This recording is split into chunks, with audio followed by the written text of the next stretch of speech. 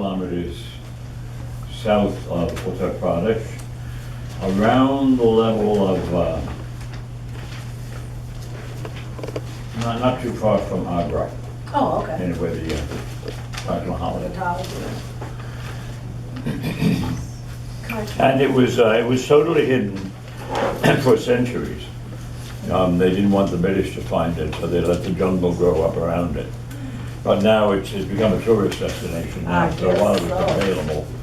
When I went there weren't many tourists yet, but now there are. And it's very interesting. There were originally 85 temples, all of them decorated with erotic scenes, and by my standards, none porno at all. I mean, they're all really very beautiful. And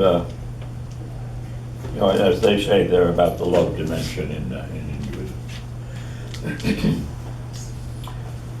But today we depart from Hinduism and move on to Jainism. Move on to what? Jainism, Jainism, sometimes pronounced Jainism, but Jainism is more in. Jainism is a very unusual kind of religion. Just a couple of things that are associated with Jainism. All Jain temples and all Jain sculptures have this symbol on them. And this symbol is known by its Sanskrit name, swastika. And that's where the Germans got the SW. But curiously, it's a symbol that's all over the place. You find it, you mentioned, in Native American material. You find it in African decorations. And you find it everywhere that the Aryans got. So all over Europe and in India and a bit into Asia. It's a symbol of, the Jains say it's, in fact all Indians say, it's a symbol of auspiciousness. Kind of the light at the end of the tunnel. There are good things ahead. And that was the Hitler usage too. It was the 1,000-year Reich. The old Just around the corner. the old Aryan. Yeah. Did you use the word auspiciousness? Is that what you said? Auspicious, yeah. Okay, good. Yeah. Often in Jain temples also, you'll find this symbol, which stands for Ahimsa Paramo Dharma. Dharma you already know. It means the ethical dimension of things, morality, duty. Paramo means is supreme. Ahimsa means not inflicting harm. So the Jain sort of motto, if you want to put it that way, is refraining from inflicting harm is the foundation or the summit of morality. In other words, that's where you begin. And it kind of reminds you of the medical first inflict no harm, first cause no harm. What's the paramount part again? Is supreme stands, you can put it either way. You can say it's either basic to or is the summit of. So, not harming is the summit of ethics, morality, or is the basis of morality. Fundamental. And I think that's kind of true. You got to begin there. Non-injury. And from there on, you can go to greater refinements. Now, Jainism.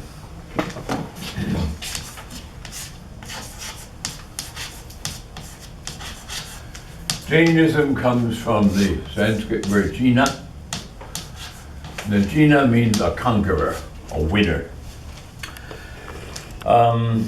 Jainism probably came to birth somewhere in the 600s. And this is a good point at which to say that most students of world religions say there was a golden age of religion. And that golden age of religion was like from the latter 7th to the beginning of the 5th century. This was when the Upanishads were written, when Hinduism became a classical Hinduism.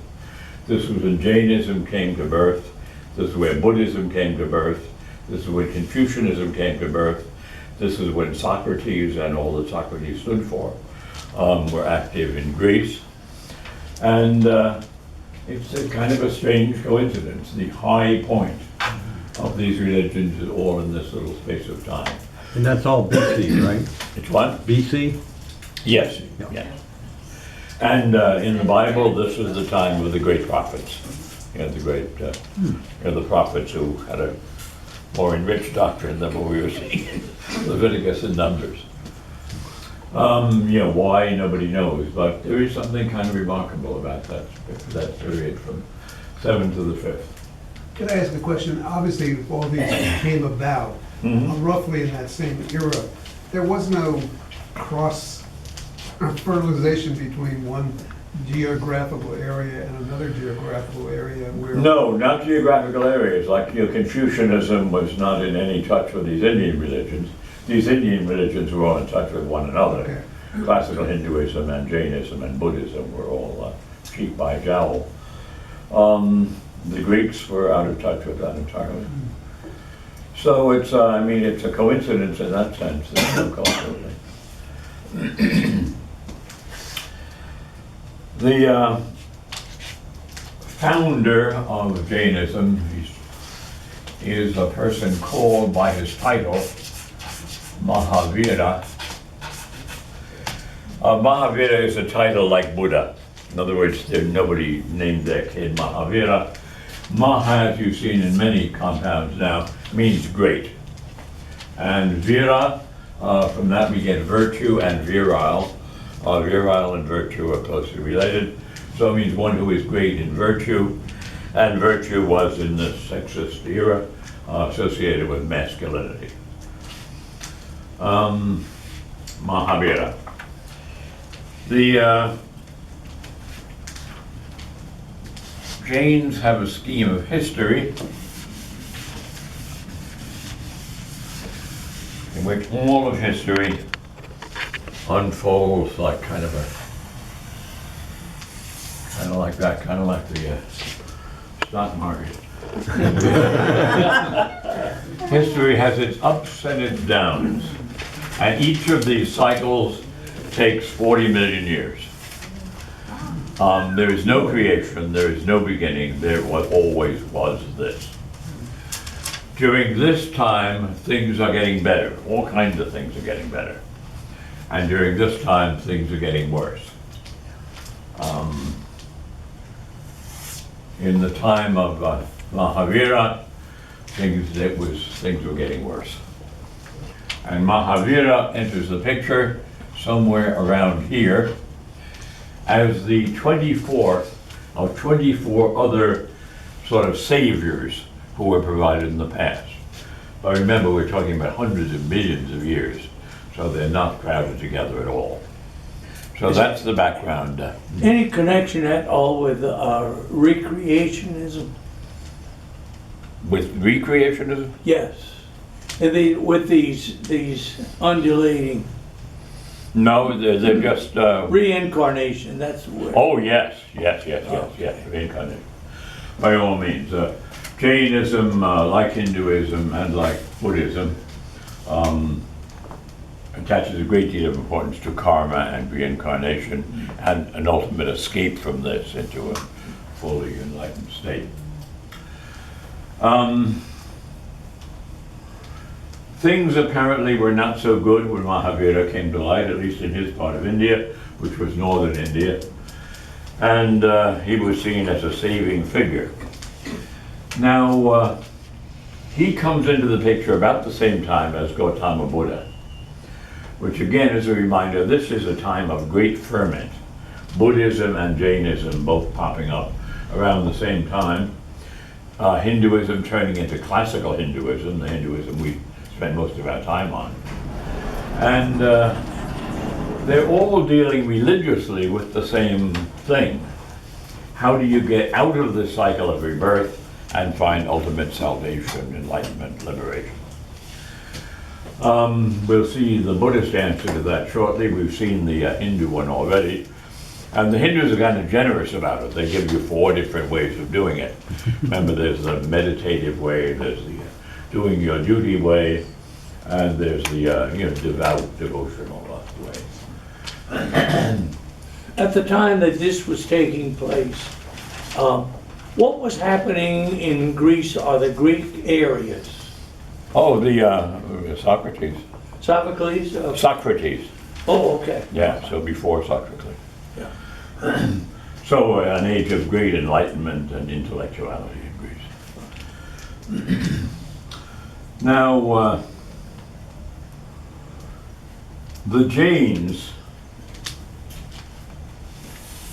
through Mahavira, become convinced that the only way that really works is by extreme asceticism. Asceticism that overcomes all one's, drives, yearnings, tastes, and so on. That means a very, very hard life of self-denial. Jains believe that human beings and other things as well contain jivas, which their principle of jivas, Jivas, which are often translated as souls. I guess that's about the best we can do, but it's not really quite the same idea. But it's the spiritual vital principle in everything. And the trick is to release the jiva from its material encasing, in our case the body, and all the body attaches itself to. So the asceticism is aimed at basically stripping away the attachment to matter. And that will ultimately lead to the jiva itself being liberated from its ultimate housing in matter in the body, and going off on its own.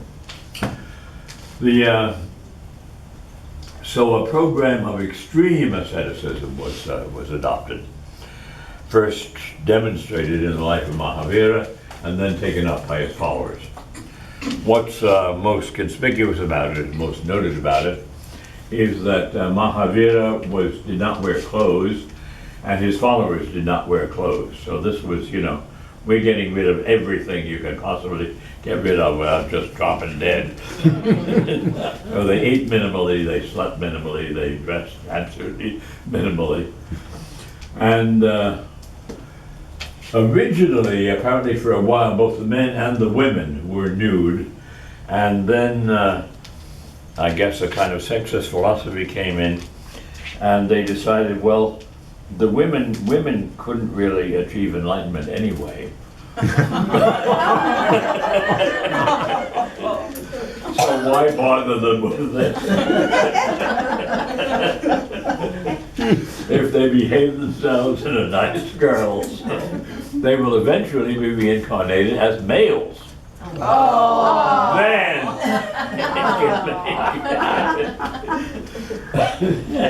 That idea comes around a lot. We saw it even in the Gospel of Thomas, where the apostles are asking about Mary. What's going to happen to Mary? And Jesus says, don't worry about it. Mary will be made into a man. So even there in the Gospel of Thomas, you had this same underlying thing. There was connection with the Gnostics Not here, but in the Gospel of Thomas. in the Gospel. Oh yeah, very much so. It's a Gnostic Gospel. So that's the routine, maximum asceticism. So no meat, no meat. No meat and minimal vegetables, just enough to survive on. And try to eat the parts of the vegetables that are not going to make new vegetables. So, No seeds, hold no off on the nuts. seeds, yeah. Roots are okay if you don't take the whole root and kill the plant. So it's not harming carried to, that kind of extreme. Even the plant. Did the adherents go and live singularly in a hut someplace, or did they live like hermits? No, they lived like small monasteries, little communities. Okay. And these little communities developed and spread widely. This was, amazingly, this was very popular. I mean, anything can become popular, I guess. But it shows, there was such an appetite for finding an ultimate salvation, that people were trying anything. And this was one of the things that attracted people. Buddhism went kind of the other way, as we'll see in a moment. The Buddha himself seems to have gotten into this for a while. So they adopt that way of life. It's a way of life that is, totally benevolent in the sense that they would not hurt anything. And their life is very, very simple. They produced a very large literature, but the literature is all, kind of about this philosophy of time and there not being creation and things like that. It's not about, how to live your day-to-day life. Your day-to-day life is pretty plain. There's no frills there at all. Geographically, what was the area where these people lived? They were north central India. And they spread south from there. And their spread south leads to something interesting as well. The early communities were concentrated kind of in the midsection of India. And the area where they were most concentrated had a plague. And Mahavira said, we should move south because there's food down there and we'll come back again when the plague has passed.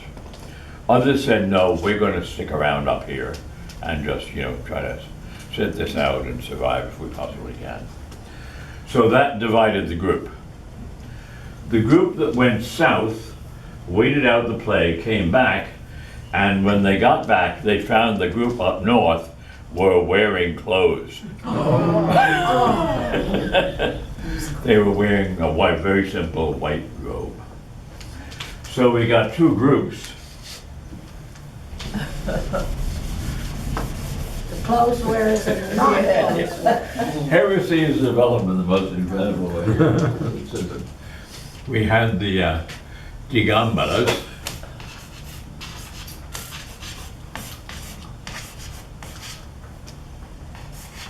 The Digambara Jains. Digambara means dressed in the sky. I'd wear only the sky. Sometimes it's called wind-clad. And there were the Shvetambaras.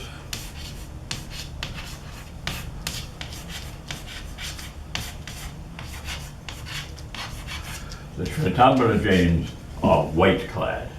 So they're the white-clad and the sky or wind-clad.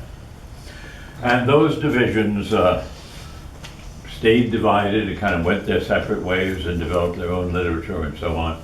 And they are still separate to this day. There are still Digambara Jains and there are Shvetambara Jains. A funny way for it to begin.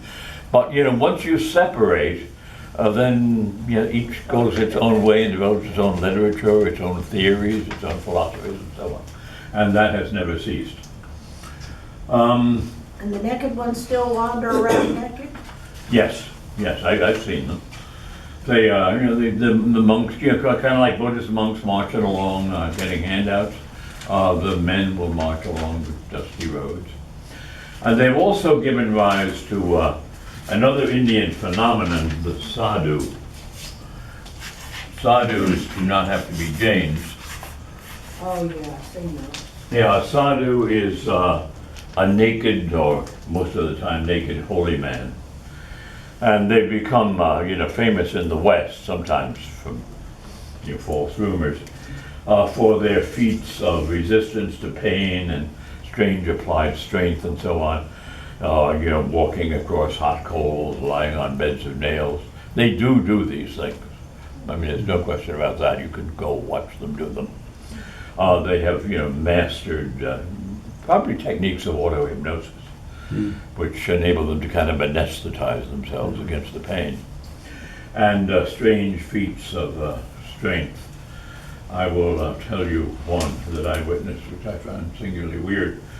A guy came to me when I was in Benares and said, there's a sadhu here, a very remarkable sadhu, very much admired, and he will show you some of the things he can do.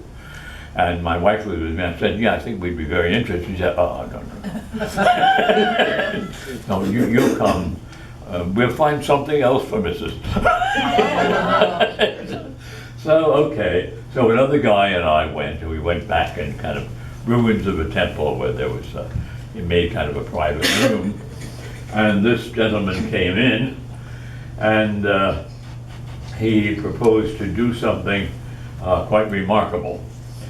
And he asked us if we'd like to see that. And we said, yeah, well, what is it? So he sends somebody out and they bring in, two guys bring in this big rock and set it down on the ground.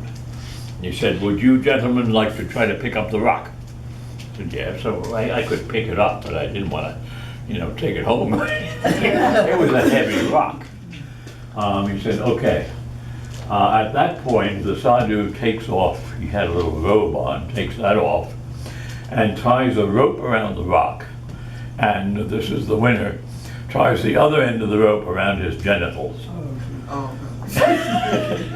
So he's spread-legged, and the rock is taut between the rock and his genitals, and then he rises up, brings his legs together, and raises the rock. And they said, you know, if you want, you can see there are no wires, nothing here. He is just doing that. So we didn't know. We believe him. Tell the police put it down. Glad you're not married to her. Yeah. Makes you hurt just to think about It it. does, yeah. So, I mean, that's an extraordinary sadhu performance. But they do really remarkable things. I mean, it's really, I wonder how you learn to do something like that. I mean, How did you Very practice? cautiously, I would say. yes. You obviously have to train certain muscles over a long period of time, and you have to control pain. That's a lot of the secret of many of these things. They have, you know, learned to kind of anesthetize themselves.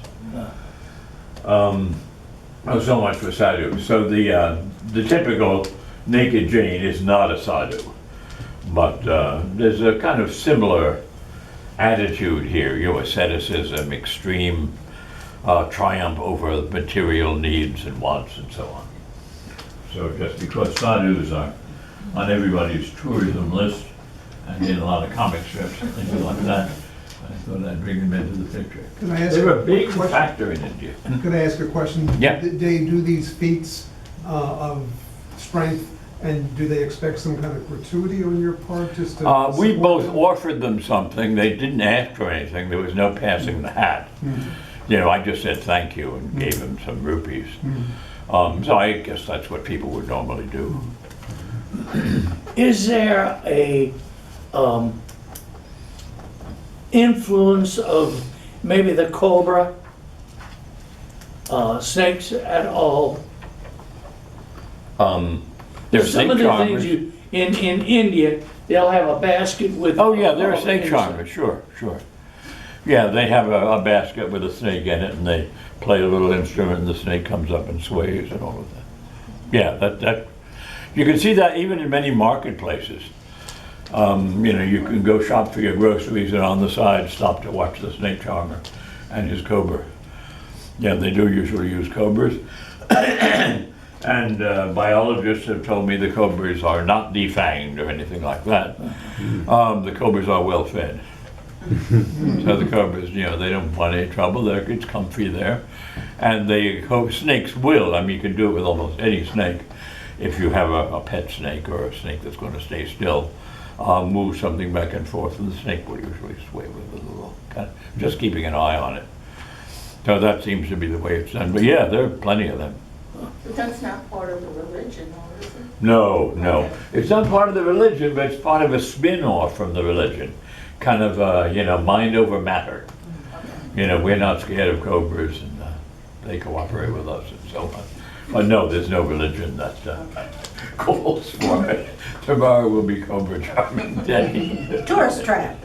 Yeah. Stay after the service.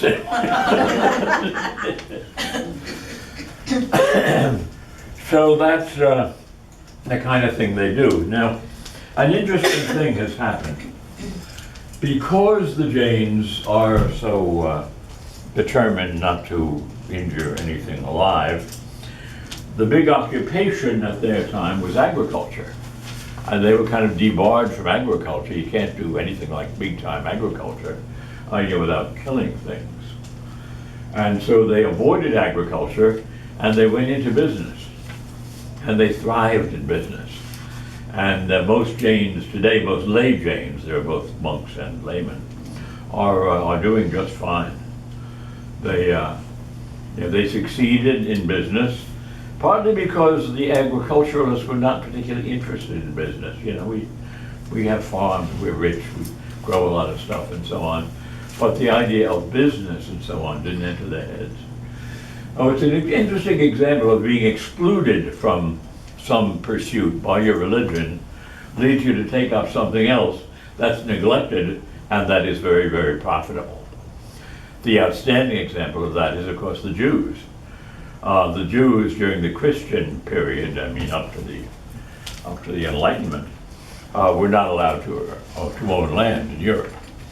So there was no farming for them. I mean, they could work on a farm, but they would not be paid well. So they decided, and a lot of documentation of this, that what we should do is save money, and we'll cooperate with this. If we get any money doing anything, we will live frugally, save money, accumulate capital, and then become what they became, ultimately, the great money lenders of Europe. So, like in The Merchant of Venice, you have this nobleman going to this Jew to borrow money, because the nobleman doesn't have any money. He has lots of land, but he's not going to sell it. You don't do that. So he goes to the Jew for a loan. And the Torah says you may not lend at interest to a fellow Israelite, but you may to a Gentile. So, whereas the Christians understood they might not lend to a fellow Christian at interest. So there was no, there was no selfish motive for lending to a fellow Christian. What type of business are Jains in primarily? Where What what? type of businesses are they in primarily? A lot of them are in banking. Banking? Yeah, financial district. A long time ago, I know it was before Katrina, the museum here had a Jain art exhibit, and a number of Jain sponsors came to it, and you could talk to them about Jainism and so on. But I mean, these were all guys, wearing very nice suits, giving you their business card and things like that. And a lot of them operated in Los Angeles and New York. They, of course, are not naked. Are there a lot of them in this country? Not a lot, but a significant number, and influential beyond their numbers. They're a small group everywhere, but they're not a shrinking group, and they're doing okay. What else did we want to talk about with regard to them? I How does love one this, they become a sweep Jain? pathways with soft brooms. Oh, yeah, right. Sweeping pathways. Yeah, this is a practice of if you're Is it a way walking to on kill a a path, bug? you have a gentle broom, you sweep ahead of you so you don't step on a bug. One group of Jains wear little face masks, which we might wear to avoid inhaling something nasty. They're doing it so as not to inhale a bug and kill it. Not all of them do that, but there's one group that's particularly well known for that. So Yeah, these are typical Jain practices. Now, Jain doctrine, of course, the Ahimsa doctrine had a tremendous impact because Mahatma Gandhi was so struck by it. He said, this is right. Not harming is the basis of morality. That's where you got to start. So if we're going to kick the British out of here, we're not going to do it by arming ourselves and, hurting as many people. There's no terrorism. He was terrified of terrorism in that sense. And it came from there, and of course, Gandhi was a great influence on Martin Luther King, exactly the same tradition. So, the Jains do reach into our lives, do reach into the anti-segregation era here. So. how does one become a Jain? I mean, is there, I don't think too many people join up. no? If they join up, it's through marriage, and that's generally among the laity. Because when The you monks said are celibate. Because you said they're not a shrinking, and that's what I was wondering, Yeah. how do they? Well, they marry their So you- own, And, yeah, their own and are kind, yeah. basically born into that religion. yeah, pretty Okay. much. But the laity, some of the laity do marry outside Jainism. Usually Indians, though, they're likely to marry a Hindu or a Buddhist or something like that. And as I say, a number of them are, doing very well, so, they would be a fairly attractive husband, and they're not gonna hurt you. Would I be right in thinking the naked Jainism doesn't flourish in the northern climes? That's right. And you may have noticed back when I was saying about the split, the ones who stayed in the plague area were farther north. The ones who went south and stayed naked went farther south. But the naked Jains are still there. They're very respected in India. People take them quite seriously. They're living by their convictions. And the not hurting anything is admired. Everyone is surrounded by people trying to hurt one another. And here's a group that's dedicated to not hurting anything that could possibly be hurt. So their influence is probably more symbolic than anything else now in that doctrine. So.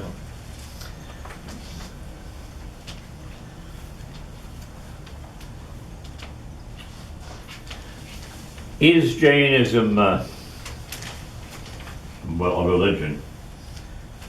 Jainism has lots of temples. There are never Jains without a temple. There are temples everywhere. But what they worship in the temples are a group of immemorial heroes who stretch all the way back over these billions of years of history, called Tirthankaras.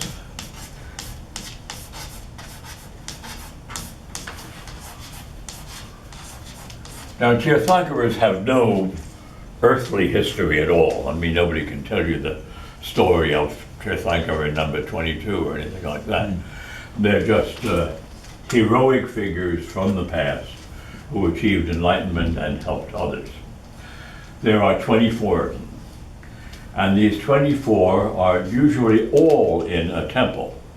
There will be a statue of all the Tirthankaras, and they look exactly alike. So there's nothing distinct or idiosyncratic about a Tirthankara. But they are not gods. They're quite clear about that. If you ask them, do you mean anything by God? They will generally say, what we mean by God is all of those who have achieved enlightenment. So it's the collectivity and not any individual being. There is no creation. This cyclical thing began, wherever the other end of infinity is, and it will go on forever. It's just given. That's it. That's life, that's the world. So there is not a before that, and there won't be an after that. The only important after is after your immersion in it, when you achieve enlightenment. That's an individual thing. And the way to do that is by not eating or drinking or sleeping and hurting a lot. And where do you go when you have achieved enlightenment? Well, where you go is into a spirit world where you experience infinite bliss and infinite knowledge. Sounding not too different from, the Christian eternal happiness, and that's the idea. And what do they do in the temple with these 24 Tirthankaras? They recite things from their scriptures. They sing to them, and they offer offerings to them, not earth animals or anything like that. Artifacts, things like that. Flowers? Flowers they would offer, yeah. Do they drink? They drink water.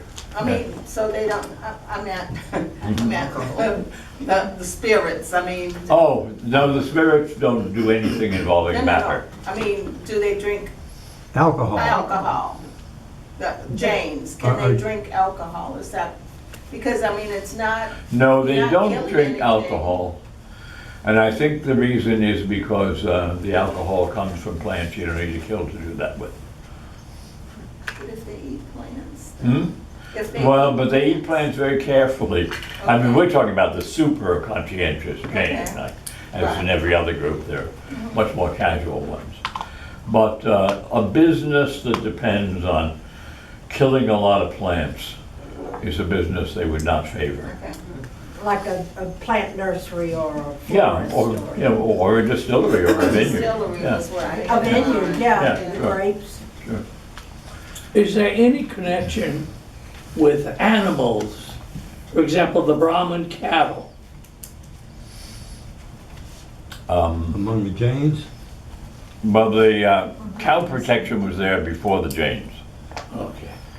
And where it began, nobody really knows. In the Vedas, we find reference to cows not to be hurt, cows not to be killed. But the contexts are confusing, and sometimes it looks like the cows referred to are cows belonging to the Maharaja. So it's rather, you know, don't touch the king's cows. But somewhere along the line, it became don't touch any cows. Cows are sacred. So of course, they don't hurt cows, but neither do they hurt cockroaches. Actually, in relation to Hindu, there was an article in Saturday's paper Uh-huh. about the enforcement of, because it was something to do with some Muslim holiday or something. Uh-huh.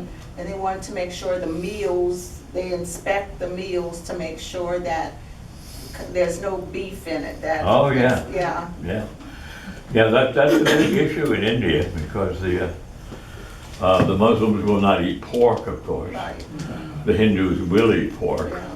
And so if you're buying at a market that sells pork and you're a Muslim, you don't go there, you go somewhere else where they don't sell pork.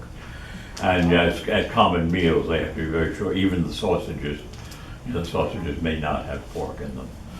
Their food rules are very much like the biblical food rules that we've seen. Not as strict as they, but similar. And pigs are big features. You stated that they have several temples and they speak from the book. Is there a name for their book with the doctrines in it? I mean, we have like the Bible. Do they have something named that? They have a lot of books which are called Angas, A-N-G-A. There's no one. There's no one, no. You know, they're supposed to go back to Mahavira. You know, they have his teachings and the teachings of other enlightened ones afterward. But, And no. those are written. Mhm. And much of that is, some of it is kind of philosophical, like this theory of history, but much of it is devotional. It's things to recite in the temple and things to sing in the temple.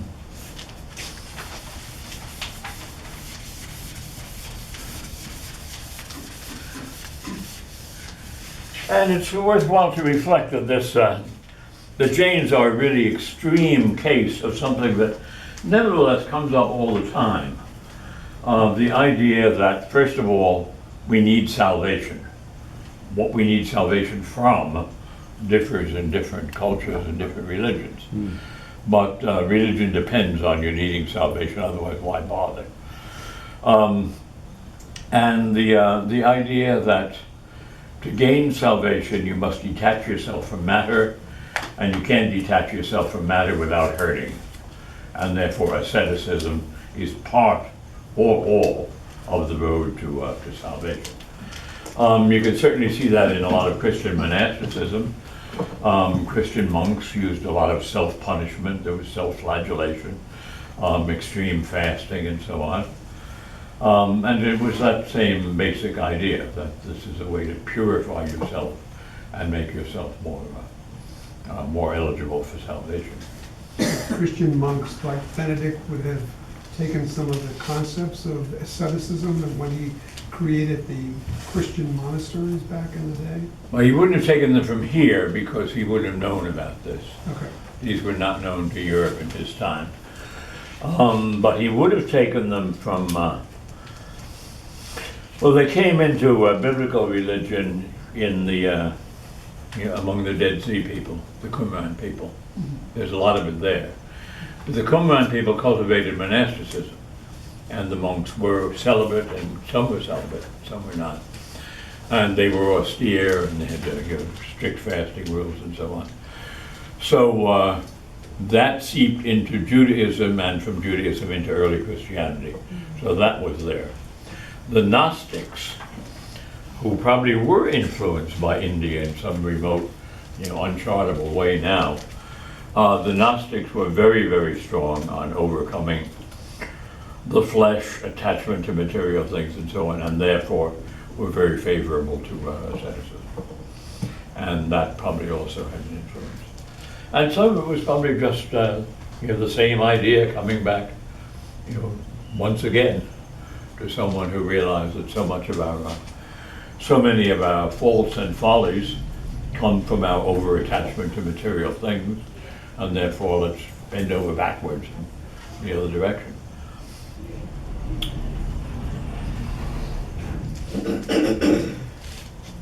We talked about the original prominence of sacrifice in all of this.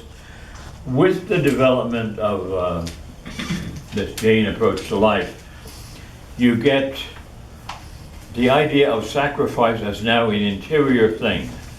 The Jains are no longer, putting pieces of meat on altars and burning them and all, but their inner fire is consuming the bad stuff, and that is what's purifying them. So the idea of the sacrifice being interiorized, you'll find in Buddhism, you find in Jainism, and you also find in Christianity and in Judaism.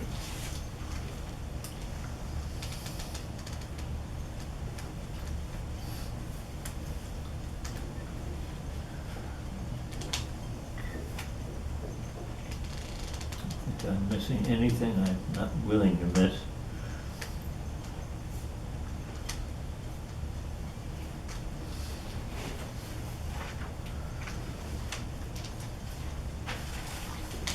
Because of their dedication to harmlessness, they tend to be themselves pretty well unharmed. They don't represent a threat to anyone. And so they have not typically been persecuted anywhere.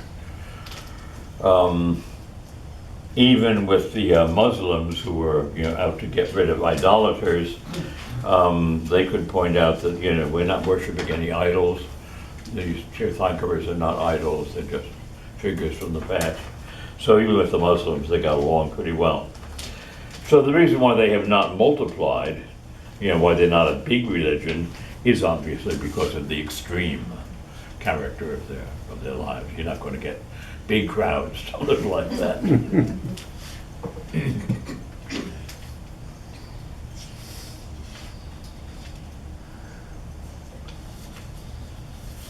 I think of it with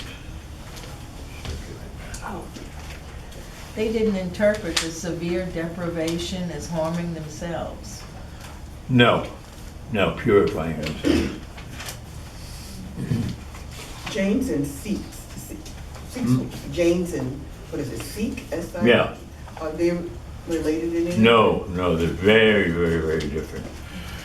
Sikhs are originated as kind of a blend of Hindus and Muslims, and they're a fairly modern religion by the standards of what we're doing here. But no, they're not at all connected with that. They're not extreme.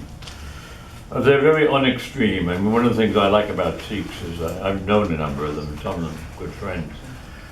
They're very, in my experience, they're remarkably balanced and moderate, and they always make sense. There were several of them teaching at Loyola when I was there. A lot of them are university professors. And they were among my favorite people there. They just always seem to make sense and kind of keep things in the, keep good set of priorities. Wasn't it one of their temples that was bombed or placed on fire by some people thinking they were Muslims or something like that? Yes, yeah, and that's happened repeatedly. Well, we'll spend some time on the Sikhs afterward, but the Sikhs originated without any kind of military orientation. And because they were constantly being persecuted, they finally had a reform, and the reform included, every male must be prepared to defend his people. And that's why every Sikh who is wearing full regalia will have either a sword or a symbol of a sword. Sometimes it's something that just kind of looks like a sword. But that's what it stands for, that, don't mess with us. And they got it right. And that was why the British, during the Raj, were very eager to get Sikhs into their own military services, because they were so good at it. And they knew the others were scared of them. They knew they were such. Because they were always a relatively small force.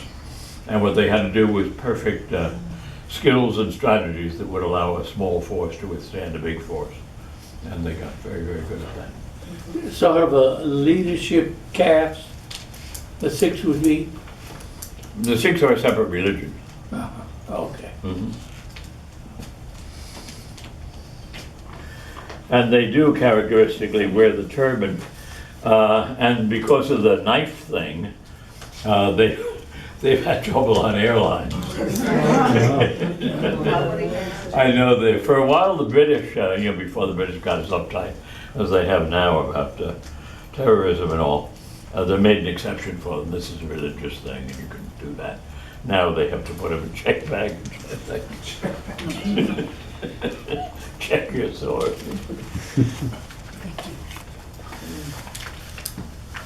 Okay, I think that enables us to, let's take a look at Buddhism. So the Jains have no priesthood. No, no. They can appoint, someone to kind of take care of the temple. And he may also direct the choir, things like that, but no real clergy. And they're monastic. I mean, the full-scale Sikh is a monk. And they have vows, poverty, obviously poverty, celibacy, not obedience because there's no authority structure, and the harmlessness, not hurting things. So they have this, if someone's speaking in the temple, any one of them can do it. You don't necessarily have. That's right, you don't have to appointed. be ordained to it or anything. Okay, let's just take around it because this is at a crucial time, this 7th to 5th century, when the Jains came to light. It's also the time when Buddhism came to light. And let's just do a quick introduction of Buddhism. Once upon a time, in far away land. In a galaxy far, far away. The life of the Buddha is so highly mythologized and turned into legend, it's really impossible to sort out the facts from and it doesn't matter because it's the Buddha of legend who influences people, not some Buddha that historians dig up and they never heard of. According to the legend, there was a very, very powerful king in north central India who was looking forward to a male heir who would be crown prince. And his wife became pregnant. There's something about that we'll talk about afterward. Because apparently the pregnancy was not by him but by a divine influence, which might remind you of something in Christian doctrine. So we do have virgin births pop up in a lot of these religions. But a holy man came to him and said, the son that will be born to you will be a holy man and will lead his people in the way of righteousness. And the king said, oh, hell no. That's not what I want. I want a warrior who will get me more land and get me more money and treasure and slaves and things like that. No holy Joe. Skip that. So the holy man said, that's what the gods decreed. So he's very worried. And, finally, little Siddhartha gets born. And he decides from the first, I am not going to let this kid have any temptation to do any of this holy stuff or to worry about anything except, our well-being and our wealth and so on. So he's going to build the kid a compound in which he will be raised like the nursery school from hell or something like that. He will never see anything that could possibly cause him distress or cause him to ponder over ultimate questions and so on. So he's, whatever he wants, he gets.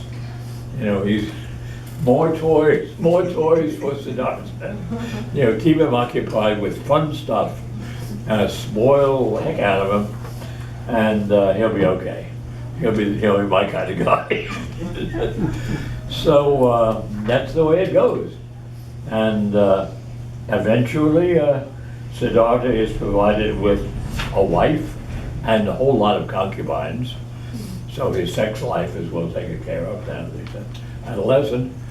And it seems to be going well. But something happens to Siddhartha. And he says, you give me everything I want. One thing I'd really like is to find out what's going on out there, beyond our royal jail here. Father said, nothing, there's nothing out there of any possible interest to you. Just stay in here and don't worry about it. Is there anything else you'd like? Maybe ice cream? So, but the boy now has been bitten by this bug and he's determined to go out. So finally the father can resist him no longer. He promised to give him anything he wants. What he wants is to go out. So the father sends a whole army of people out before him to remove from his itinerary anything that caused him a moment's distress. So, get rid of the poor people, the sick people, anybody who even looks sad. So take him on his little guided tour through the happy land outside. So there he goes. He goes out there and travels around the happy land outside. And everything is going okay. He says, this is pretty boring. I guess it was better where I was. And then all of a sudden he sees somebody crouching by the side of the road, kind of bent over like that. And he said, what's with him? And the guard realized we missed this one. And he said, this is called sick. Says, sick? What's sick? Oh, well, sick is sometimes people don't feel the way you always feel, good. And they get kind of like this guy here. He gets off his horse and looks at him and asks him, he says he hurts. What's hurts? So they finish with that and he goes back. But by now, this is in his head. There's sick out there. So for a while, his father tells him, that's probably, I've never heard of that before. One of a kind. But after a while, he says, I want to go out again. Okay. He gets the troops again. Now be careful this time. There mustn't be any slip-ups. No more sicks. So make sure it's all clear. You could go to Central Casting and get happy-looking people along the road. So off he goes again. And he's traveling through the town. And things are going well, and they're about to go home. And once again, up ahead in the road, he sees somebody walking so slowly, and he just doesn't look very good. And he said, well, stop here. What's with that? Is this another sick? He said, no. This we call real old.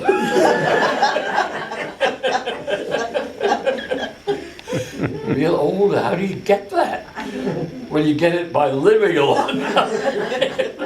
Living a long time, you get like that?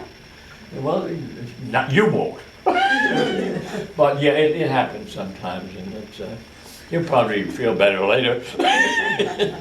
So once again, he's very, very distressed. Again, and it was just time for the. So he finally wants to go out again, and by now the father is furious. He said, "You never get it right.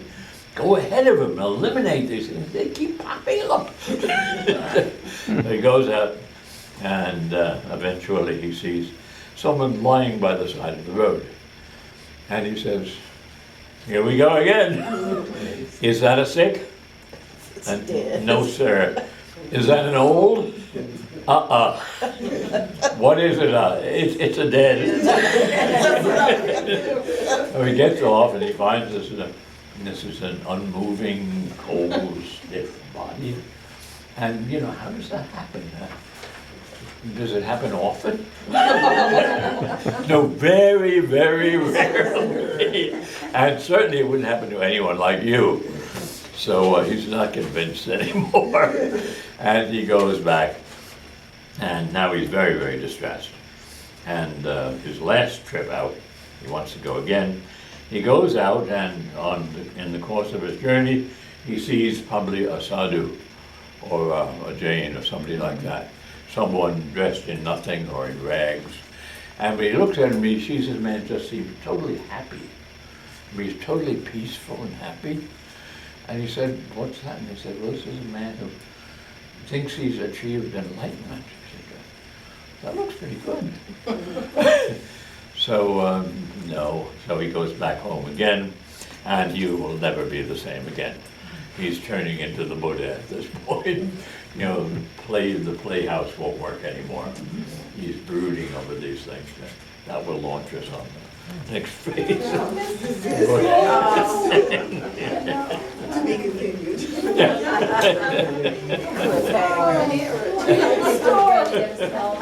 Cliffhanger.